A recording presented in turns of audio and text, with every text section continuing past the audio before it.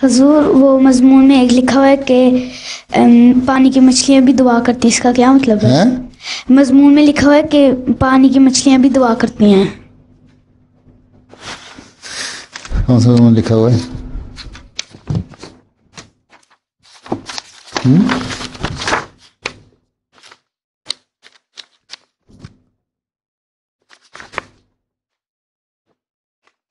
جو شخص علم کی تلاش میں نکلے اللہ تعالیٰ علم کا راستہ آسان کرتا ہے. فرشتے طالب علم کے لیے کام پر خوش ہو کر اس اپنے پر اس کے آگے پچھاتے ہیں، اور عالم کے لیے زمین اور آسمان میں رہنے والے بخشش مانگتے ہیں، یہاں تک کہ پانی کی مچھلیاں بھی اس کے لیے حق میں دعا کرتی ہیں.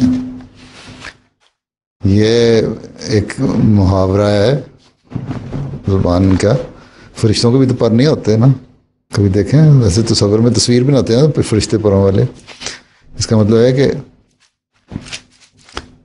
وہ بھی خوش ہوتے ہیں اور اس کے لیے راستہ صاف کرتے ہیں، اس کی مدد کرتے ہیں.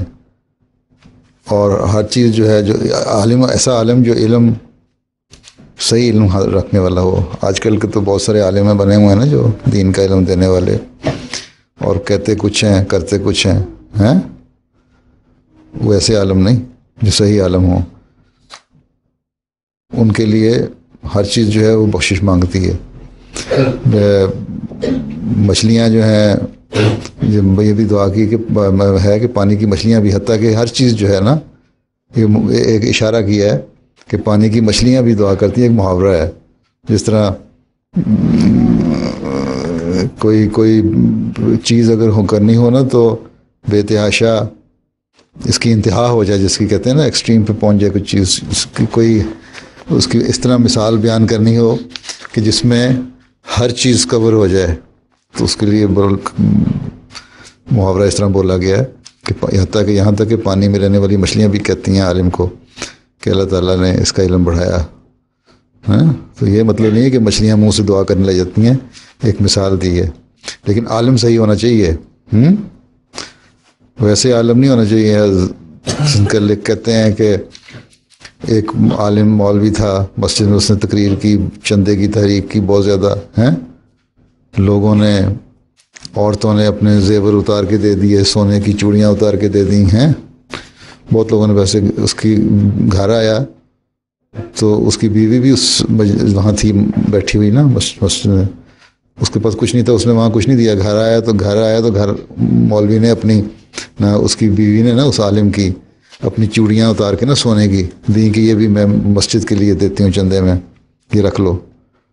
تو وہ عالم کہنے لگا تم کیوں دیتی ہو؟ یہ تو میں نے لوگوں کو سے وصول کرنے کے لیے تقریر کی تھی، تمہارے لیے تو نہیں کی تھی. ایسے عالم نہیں ہونے چاہیے. ایسا عالم جو صحیح جو بات کرے، سچ کہے، اور جو اپنے لیے پسند کرے وہ دوسرے کے لیے پسند کرے، علم کو سچے طور پر پھیلائے ایسا، اور حاصل کرے علم. اس میں دین کے عالم بھی ہیں، پھر دنیا کے عالم بھی ہیں، سائنس کے علم رکھنے والے بھی ہیں. آج کل تو ہر چیز کا علم ہے.